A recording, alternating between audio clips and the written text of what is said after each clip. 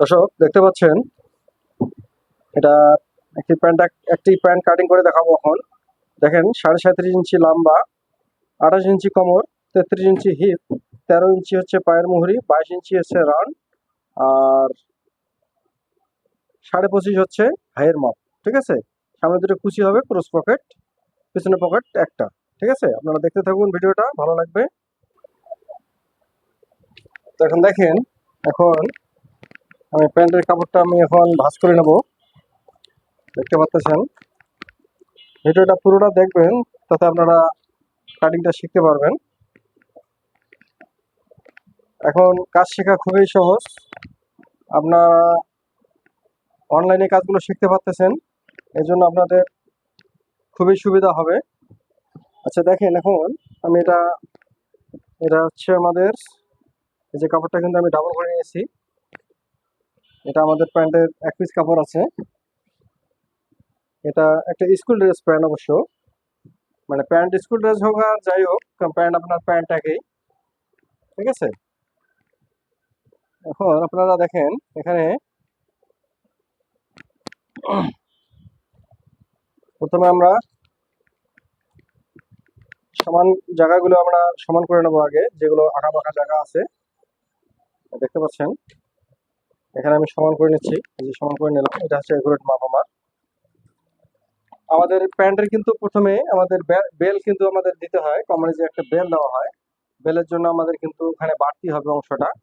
সেখানে আমরা কিন্তু ওখানে ওটা আমরা প্লাস করলে আমাদের সঙ্গে মানে 1.5 ইঞ্চি যোগ হবে।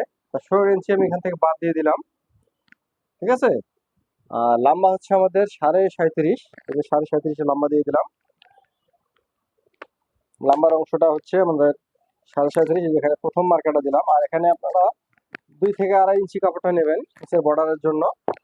আর যদি এখানে ফোল্ডিং হয়, সেক্ষেত্রে আপনাদের আরো একটু বাড়ায় দিতে হবে। ঠিক আছে, তা এখানে আমাদের কমর হচ্ছে 25.5, 25.5কে আমরা 3 ভাগ করে এক অংশ আমরা দেবো।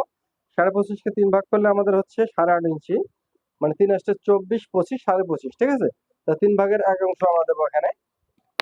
এটা হচ্ছে আমাদের, এটা কিন্তু সূত্র, এটা হাই যে কাটিংটা করার, এটার একটা সূত্র। ঠিক আছে, এটার আরো একটা সূত্র আছে, ওটা আমি আপনাদেরকে জানালাম না, ওটাতে একটু আপনাদের বুঝতে একটু কষ্ট হবে। আর এটা আমাদের একদম খুব সহজভাবে আপনাদেরকে বুঝিয়ে দিলাম। আচ্ছা, তারপরে এখানে আমি কিছু অংশ বাদ দিয়ে দিলাম এই সাইডে। দেওয়ার পরে এখানে আমাদের যে রানের মাপ, রান হচ্ছে আমাদের 22 ইঞ্চি। 22কে আমরা অর্ধেক করব, অর্ধেক করলে আমাদের হচ্ছে 11 ইঞ্চি। তো 11 ইঞ্চি থেকে আমরা আরো 2 পয়েন্ট কম কাটতে পারি। ঠিক আছে, তারপর দেখেন, এখান থেকে আমাদের কিন্তু এই যে এখান থেকে ফিতাটা ধরে নিলাম, দেখেন এখান থেকে বরাবর কিন্তু মিডলে একটা অংশ দিতে হয়। ঠিক আছে, এটা মিডল করতে হয়। আচ্ছা, তারপর এখান থেকে আমাদের সেলাইয়ের জন্য আমাদের 1.5 ইঞ্চি আমাদেরকে বাদ দিতে হবে এখানে, 1.5 ইঞ্চি। ঠিক আছে, আপনারা এই বরাবর আপনারা এখান থেকে ডাইরেক্ট ফিতাটা এখানে নিয়ে যেতে পারেন, এখান থেকে আপনারা মাপটা দিতে পারেন, যেমন 1.5 ইঞ্চি। ঠিক আছে, তারপর এখান থেকে যে অংশটা, এখান থেকে আপনাদের অংশটা যে এখান দিচ্ছি আমি। ঠিক আছে, এই যে 5.5 ইঞ্চি এখানে হচ্ছে। আচ্ছা, তারপর এখান থেকে দেখেন, এখন আমাদের কোমরের মাপটা হচ্ছে, কোমর হচ্ছে আমাদের কোমর হচ্ছে 28 ইঞ্চি। 28কে আমরা 4 ভাগ করলে হচ্ছে 7 ইঞ্চি। আমাদের দুই সাইডে শিলার জন্য 1 ইঞ্চি যাবে, তাহলে 8 ইঞ্চি নেব। এরপরে আমাদের কিন্তু এখানে কুচি দিতে হবে। দেখেন, এখানে আমাদেরকে কুচি দিতে হবে দুইটা।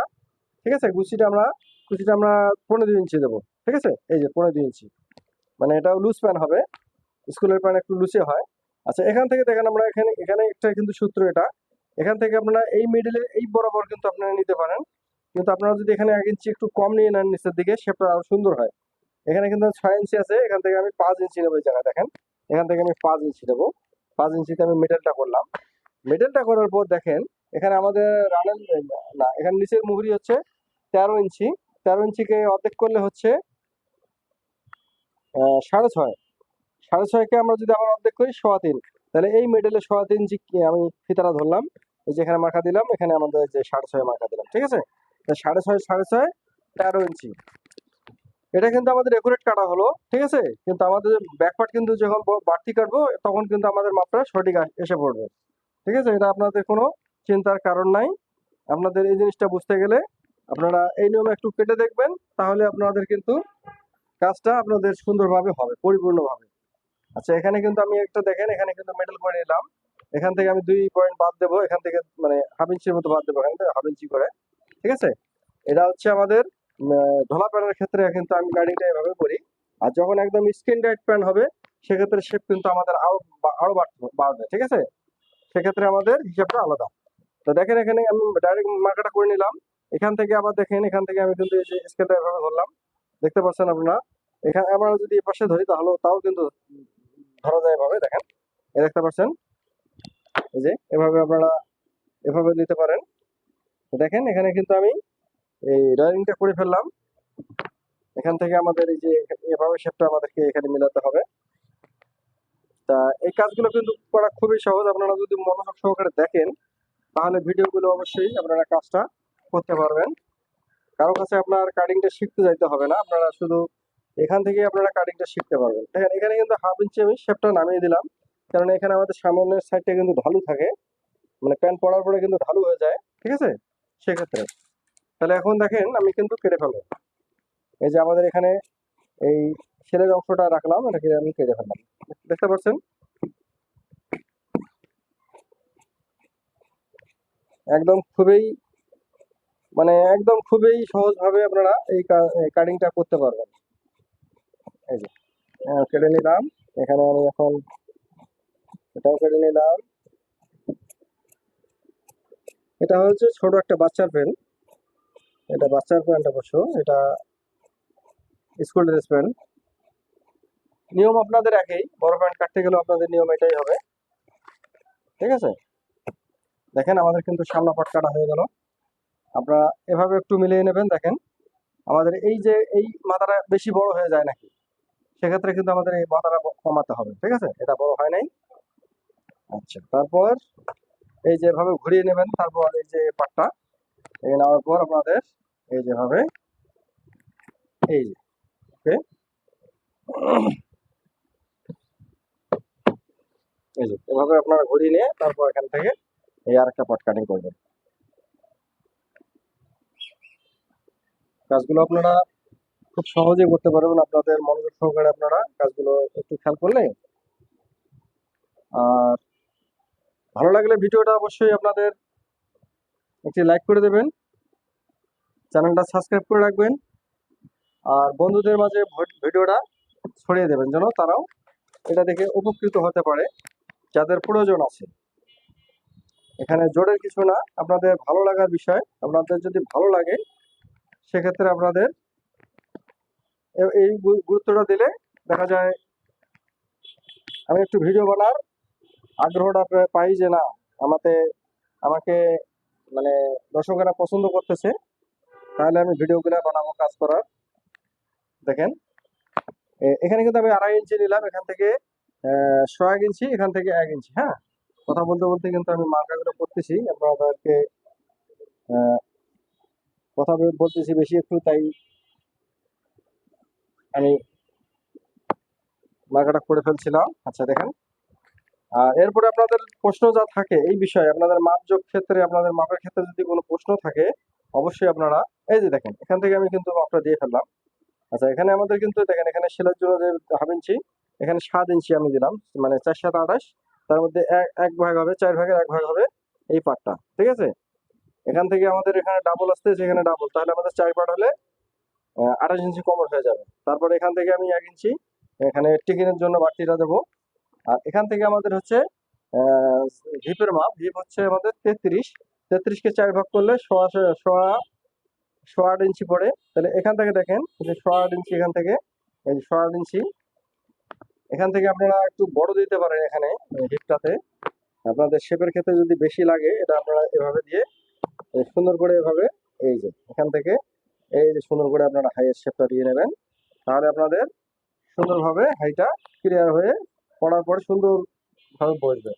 এখানে 10.5 নিলাম, 10.5 নাকি এখান থেকে ঘুরিয়ে ঘুরিয়ে দেখেন এই যে 10.5। তারপরে এখান থেকে এখানে আমাদের কিন্তু হাইটা হয়ে গেল 25 ইঞ্চি হাই।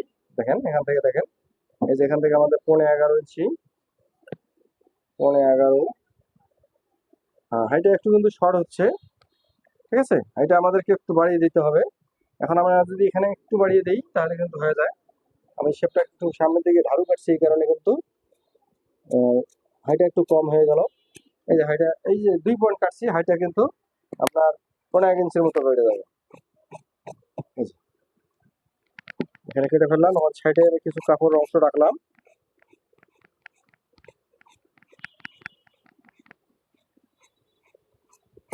এই যে হয়ে গেছে। তারপর এখানে এই যে আমরা হাইয়ের মানে মানে পিছনের পাড়ে কাপড়টা রাখে আমরা কিন্তু কেটে ফেললাম। এটা আরেকটু নামাতে হবে। দেখেন এই পয়েন্ট কাটিংটা শেষ হয়ে গেল।